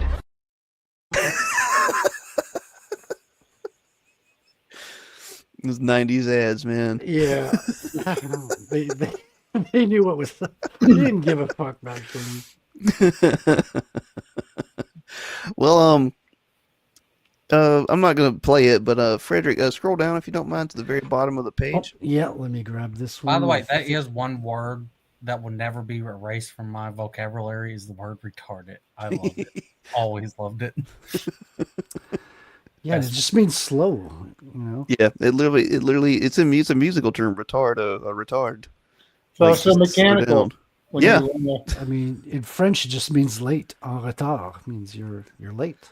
There's one of the short films. I'm not going to make you guys sit through it, but that's one of the short films. You go to our YouTube. I think there's 2 up there now. We've got a few coming up. That'll fill out the Apollyon universe a little bit. It's mostly kind of like David Lynchian, no dialogue, just music. And if you go down a little bit more, that's the first novel, like actual prose novel. The same artist, or Josh did that? Wow, this style is a little bit different. Yep. He's did several covers for that. That'll be a 90,000 word novel, so about 300 pages. That's done. It's been done for about 2 years now. We just haven't figured out the best way to release it yet. How many pages? Oh, this is a 300. Novel. Yeah, it's a novel, like a prose novel with illustrations, I would imagine. Yeah, he's gonna do some illustrations for it. Oh, sweet. Oh, so this isn't available yet. No, we're trying to figure out because it's hard enough funding comics. I can't imagine trying to do a novel where we don't have a foot in the door at all in the novel world. Well, you could just go through KDP or Ingram Spark and self-publish. Yeah, I thought that'd about probably be that. the best. I don't know if novels have like a great kickback, Kickstarter. Well, I do know B.A. Around Turner did good with it. He did very well with his two. So I thought about talking to him someday. Y'all know who I'm talking about? Yeah, he was our first guest, BA, on this show. Great guy, man. And I have both of his books here. I haven't read them yet, but because I'm doing a comic, there's no time to read. You're right, man. I got 2 kids, and I'm like, I barely have time to read. I've got like my little couple of books over here. I'll read like a couple of pages and then just go to sleep. But someday in the future, when the internet goes out, I'm going to pick up a book. And, Thanks, Self-Destruct. Self-Destruct has been wonderful to us. We were supposed to be on his channel. Our schedule fell through, but he's been a real big support. Big, nice guy. Awesome, man. Yeah. Always had a good laugh with Mr. Self-Destruct. He's funny. And I think, Frederic, I think we did meet you on Patrick's Commandos. On the Commandos. I think I was a new commando at the time. Yep. Patrick's a great guy too. Yeah, for sure. For sure. We're going to show tomorrow. Yeah. Well, he's usually in the chat. I think he's actually reviewing my own comic tonight. I sent him, nice. As I did send you a beta reader's copy. Like comics half inked. Yeah. But it's good though. First draft of the book was a thank you, man. I got some good feedback. I've been starting to incorporate a lot of the fixes. Still got to do a little bit of that. And man, Josh and I were doing edits the day we sent our book to the printer. Oh, dude, I believe it. You look at it, you're like, okay, I read everything. Everything's absolutely perfect, and then. Someone comes back to you, not with 1, but like 5, 6. Like, what?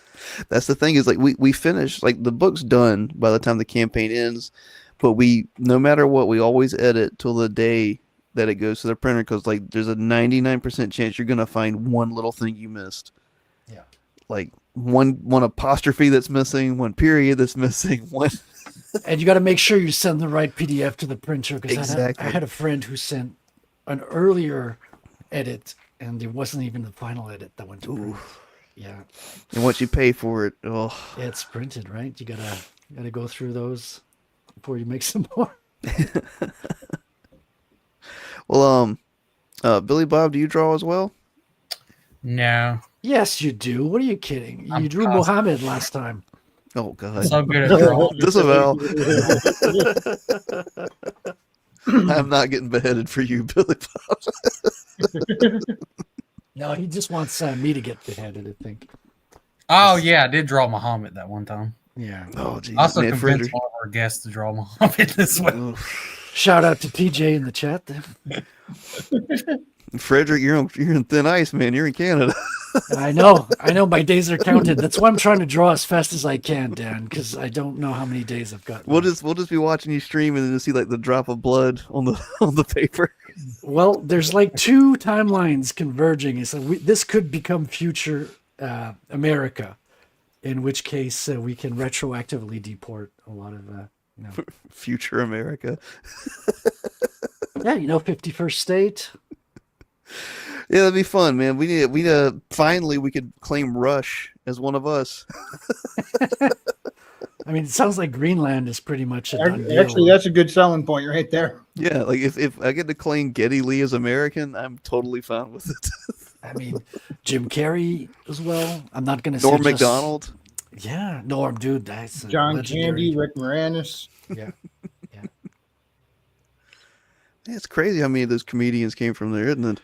It's almost like we have the same culture. It's just that you guys actually have rights and we were just pretending to have rights. So I'll tell you one thing though, going down a deep dive on the history of the Mounties, holy crap. Those guys will put like Green Berets to shame with their stories. Well, that's the thing is Canadians don't have a huge army, but when they go to war, we are the most fierce. There was a soldier called Leo. I forget what his last name was, but he took on a whole fucking battalion of Germans. Oof. He got them thinking there was 6 of him, and he was just surrounding them and throwing grenades on either side, and he brought a whole fucking battalion, and he was by himself, and he brought them back to his squad. It's incredible stories. He There's metagamed the war. He's like a real life Rambo. Like Yeah. incredible. Yeah. That's magic. I guess growing up around the Wolverines. yeah. I've never seen a Wolverine. I don't think. Thank God. I've seen Moose. People don't believe me. Like I've had a German colleague come and work in Canada for a while. He's like, Moose don't exist. I've walked all around the city and there's none. Have you watched the Green Beret training, by the way? I saw it. I think I saw it on early YouTube. Yeah, it's insane. Yeah. Frederic, do you want me to send you that later? The Green Beret training? Yeah, what those guys do, insane, Dude, it's man. 2 weeks of fucking what the hell? Sure, I could get into shape. Send me that. It's like guys trying to swim while carrying logs and stuff. Dude, I think the first fucking thing you do is you do like the stretches, and then you're immediately fucking all y'all hoisting up fucking logs and shit back and forth on your shoulders. It's like, ooh. And people are like wiping out immediately because they're like, oh shit. Yeah, huge. And when they throw up, the fucking dudes are coming over there. Pick that shit up, put it in your fucking put it back in your mouth and pocket, carry it around. So they're like, you don't leave anything behind.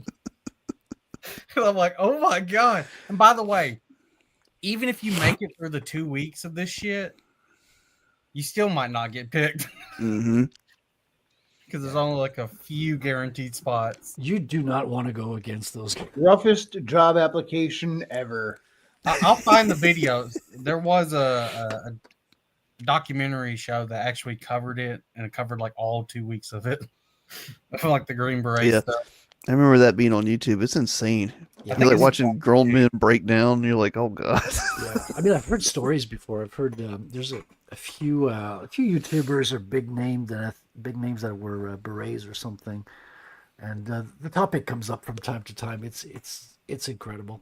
Yeah, but I got to send you the video. It's on YouTube. I'm pretty sure it's still there. And Frederic, I've never, of course, seen a moose in real life, but like researching them, like I don't think the average person realizes just how big those things are. No, they huge. To be fair, a lot of people don't realize how big horses are either. Yeah, horses are scary. A lot of them man. are like, oh, they're just Yeah. get up next to them. You'll see. There's giant horses that are. I mean, my Those grandfather. Clydesdale, like war horses.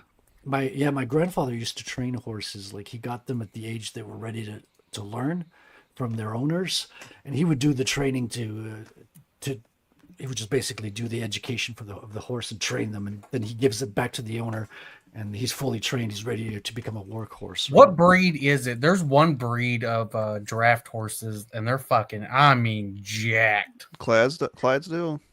Is it? I think it's Clydesdale, like huge ones. Let me see. There's like image of one of them, and it's a real image. There's I found one. The deer steer. There's the Adrenas. Here, let me share real quick. They've got like the giant hooves. And those horses Look are at this cheap. fucker. Yeah, That's got to be in the millions, right? Buying a horse like that. That horse doesn't have hooves; it has fists. It has fucking adamantium claws coming out of his hoofs. Look at that motherfucker. But can you imagine a line of those things. Oh, look at charging you. Good God! Oh, look at that. That's the this kind of horse. Thought it was a pit bull. That's the kind of horse that my granddad used to train. You see? Imagine like a line of that with guys with spears charging you in the field. Well, hold up. Not spears, lances. Yeah. Steel tip lances. Coming right at Big you. ass fucking thing. And your Germanic tribe just gets massacred. And all you got is this little tiny leather. Yeah. And your war paint on your face. You know? All right. Those are the things that distinguish like the pagans from my people's land. It's funny you mentioned the Mounties because Billy Bob was kind of like pushing me because we were on the theme of drawing horses and stuff, and people talk about because horses are hard to draw and get right. You know, it's something that you either get or you don't.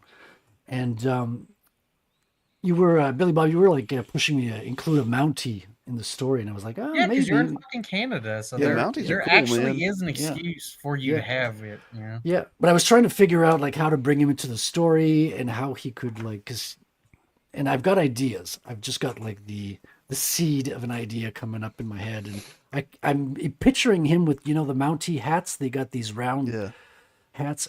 It's like Kung Lao from Mortal Kombat. Oh, yeah. I could put a blade in there. If he goes rogue, like he used to be a Mountie, but now he's going on his own to confront our hero, and he's got to do everything to bring him Are down. you making this Mountie like the Canadian Punisher or some shit? Something like that. He's a polite Punisher. That would be a scary version of the chastener. He just chastises you. The scolder. Hey, I'm going to destroy you if you don't mind. The scolder. The Yeah, you rectifier. stop that. Hey, that's the perfect time for you to add an accent to a character. No doot about it. Oh, hold on, wait. One thing's off. That's too many sentences without use of the word "eh." Boots on the ground, eh? Oh no, but he's got to have like maple syrup bombs, Frederic. Well, there's going to be a maple syrup heist. Don't make me spoil it. But, He just steals a tree. No, dude, listen, Dan, this is Syrup is historical big fact. business than people Hold on, realize. Wrangler. There was an actual heist of maple syrup a few years ago in Canada. They took the truck that was carrying the maple syrup and they stole it. And I'm going to bring that put it into into the story. America, and sold it everywhere, and made a lot of money. Dude, it's liquid gold. It is. It's like how It else is, are you gonna especially. I mean, even the fucking prices. 5 or 6 years ago. We're very fat down here. Yeah, we like maple syrup. Yeah, well, if you go too south, you don't even have maple syrup. It's just like imitation, right? No, That's we the have. advantage we is actually where I have live. maple I can syrup. get it. You're just going to be paying quite a bit for a little. We have Aunt Jemima's. Yeah, That's not even. I hear she's coming back now. They took her off the bottle because You can't keep her down. No. You don't want to mess with This Aunt woman Jemima. survived Dude, slavery. You think she's they going to were survive the- cancellation? That one was the worst because they changed their name to a Pearl Milling Company. And I'm like, what? Fuck. I'm like, I don't think anyone's buying this shit. No one's going to recognize it. You just ruined your entire. It looks so generic. It does. We The still have name's Mrs. generic. Buttersworth though. That's not maple syrup either. Yeah, it's a high I'm in New fructose corn England, syrup. where I can get the real stuff, so I'm spoiled. Yeah. Dude, like I put it in my fucking And I can everything. see Like, loose. put it in coffee. You could put it in your cereal. It's a natural sweetener. Well, speaking of moose, a couple years back, we don't get many in Connecticut. They tend not to come into the state too often. But a couple years back, they found a completely albino moose wandering in our woods. It was That'd be terrifying. Yeah, I saw video of that. That's Ghost actually moose. It's I gotta put that in my story as well. It's fucking. It's like We got- almost like it's like a a spiritual ghost. sighting, right? If you see an albino moose, man, what goes through your head? Could you imagine that? Probably an it's arrow fucking before the war antlers. party. Ooh, that's what's going through your head. First, it's like, Run! oh wow, that's gorgeous. Second, it's like, oh no, it's too close. Yeah, but What's even freakier though is that those bears that can like kill a moose with like one swipe of its claw. yeah, Like how do you kill a moose in general, and then how do you do it with like one hit? yeah. I'd fear the bear before I'd fear the moose because the moose will leave you alone. Like he's not gonna eat you, but the bear will.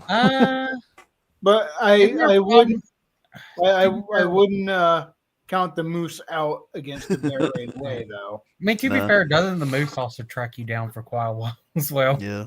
When it wants to fuck you up. Dude, the moose can run fast. Like he can run in like 6 feet of snow, and he's like a train. He's But why not would you be stopping. more scared of the bear than the moose then? I'd be more because scared of the Because moose. bears are dicks. Bears will climb in the tree. You can Yeah. climb up a tree, and the moose will not follow you. Bears will go anywhere you can. Are go you sure pretty much. about that? You think a moose can climb a tree? Can knock it down. You know what? Yeah. You should start a beer company. Start your own beer company, Frederic, since you're in Canada. Are you giving me homework? Call it call the beer Train Beer, and then for for the commercial, you got a moose running through snow, charging toward the camera in slow motion. They say, "Catch the Canadian train." Damn, Wrangler, you make me want to drink beer right now. But here's the thing, Frederic. Like, if you're getting chased by, first of all, let's be honest, most of us can't climb a tree. True. What do you mean? It's You very can't hard climb to a do. tree? I was climbing trees when I was a Boy, you a can't kid. climb a tree. He's like, You're like what do you mean I 40-something can't? years He's like, old. what do you mean I can't climb a tree? I did it 4 decades ago. Yeah, it's just like riding a bicycle, except Yeah. upwards. I don't remember having to pull so hard to get up this branch. Listen, I've been playing Batman Arkham City Why is that all branch week. making that sound? You'd have better luck playing badminton and climbing a tree. Yeah, and I still might break a leg. Yeah. Oh man, I can't say anything. I dislocated my knee last year, just hiking. It turns out the doctor was like, "Oh, your joint was just messed up from birth. You just didn't know it." Oh, And thanks, here's the Doc. thing, Frederic. With a bear, all you have to do is outrun the person next to you. Yeah, right. Like the As long moose as- might specifically say, "Fuck that person. I don't care." Even if they run away, it's not going to chase them. It's going to directly Exactly. go after you. It's like bison. You don't. As long as you're not the slowest bison, you're going to live a long time. Well, we don't have those anymore. Or you could just hope really hard that the bear trips, falls down, tumbles, and then does that thing like on Family Guy when Peter grabs his knee. Yeah, we still have bison. It's buffalo that we don't have anymore. Yeah. Are they not the same thing? No. Oh, It's okay. slightly different. Yeah, I think If I remember correctly, the one we still have is one that we've basically The bison. had Yeah. it breed with something else. Yeah, and I don't think it's completely extinct. It's just it's like you can't hunt them anymore.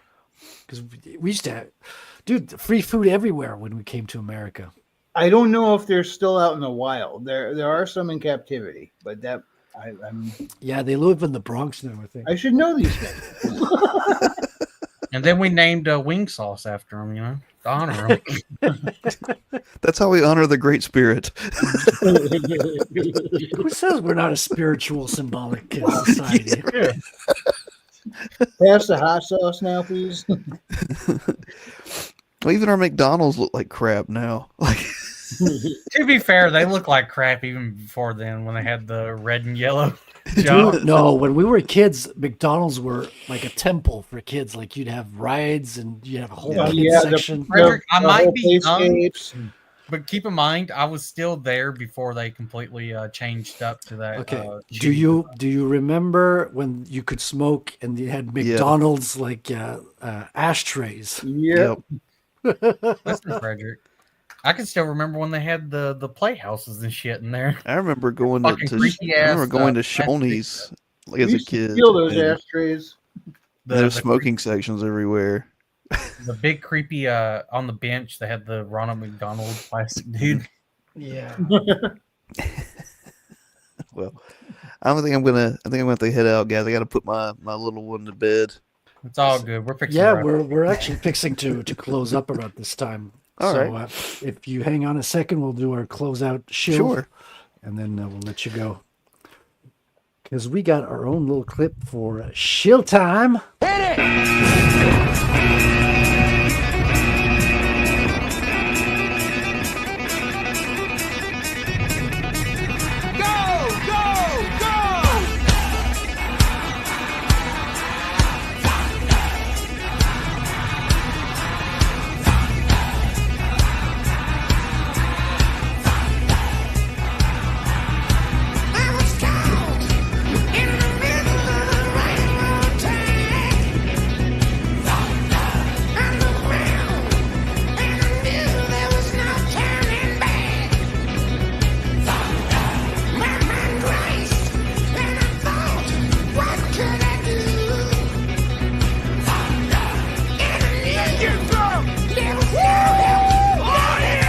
Convoy, 12 o'clock, on my command!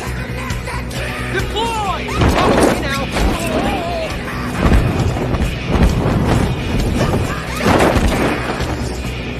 Little off course here. Holy mommy fucking shit! Oh, there they are. Look at these gorgeous sons of bitches. And starting with Dan, if you could give the people your last shill, tell the people where they could find you, and your last pitch for the comic. Sure. We're GodFoeUniverse.com. We are making comics, novels, short films, video games, name it, under the banner of GodFoe Universe. All one universe with multiple stories, all interconnected by various eras. If you're into that kind of cool sci-fi fantasy thing, come pick it up. We have Apollyon 20XX Volume 2 still on Indiegogo. It's still in demand, and we have the books. So your turnaround time, if you purchase, your turnaround time is ridiculous. We get the books to you fast. It's done and ready to go. Probably the best deal in indie comics. $50 gets you almost 800 pages of reading material. You can also get the digital version of that for, I think it's 20, 25, $30. And we're not stopping. We've been doing this for a few years now, been consistent with everything we do and put out. And just follow us on Twitter, Instagram, GodFoe_universe. Put up with my Snyder cult posting and some of my religious rants, and we'll give you good stuff. Awesome, man. We'll definitely be testing you on that delivery time, because I placed the order, the clock is ticking. All right. It should go out probably tomorrow. If it's not delivered in the next 30 minutes, it's free. Yeah, you don't understand that. There's no sleeping Is that a tonight. Teenage Mutant Ninja Turtles movie 1 reference? Actually, it was Spider-Man. He's like, there's like pizza dude's got 30 seconds. Forgiveness is divine, but never pay full price. For Yeah. Actually, my reference was Spider-Man 2. Pizza time. I always like when he tears the sticker off of him. It tears so shittily. Yeah. I wonder if that was actually supposed to be in the scene or just happened. They're like, you know what, go with it. Looks better. And Frequency, regular. You can find my stuff on Amazon. Haley Star Bad Kitty and the follow-up Bad Kitty Haley's World. Nice. It's a magic-fueled sci-fi adventure. And you can also find some of my stuff over on Substack under Frequency Studios. And every Monday night over on my YouTube channel, do a channel search for @Wrangler212, and you'll find it. We do the weekly Wing It with many of the same faces you see here. And that's every night, just a hangout stream, and we talk about whatever. That's why it's called the Wing It. We make it up as we go. That sounds awesome. And Billy Bobsack. I just want to play this clip. Oh my God, my guys suck balls. You know it. Especially this motherfucker right here. If I suck balls, you are king of suck balls mountain. Shut the fuck up. Billy Bobsack, player of clips. And imakecomics.com is the forward address that'll take you to Rattel Comic, where you can follow the progress making of the Rattel comic book. I'm almost done with the inking. I've got everything done on the pencils, and the lettering is getting fixed in its final form. We'll just be waiting on the colorist after that, so it should get interesting. And just follow me tomorrow on Comicsgate Commandos. I'm not sure who the guest is going to be, but we'll see that tomorrow. So thank you for joining us, and we'll see you next week. Thank you so much for having me, man. I appreciate it. My pleasure, man. Oh, hold up, Frederic. Let me play this one clip before we go. I hope you choke on a motherfucking cheese stick, you nasty, greasy bitch. You look like you drink white Gatorade and smell like nickels. Fuck you. Good night, everybody. It's like poetry. It rhymes. The sun has gone to bed, and so must I. So long, farewell. Auf Wiedersehen, goodbye, goodbye, goodbye, goodbye, goodbye.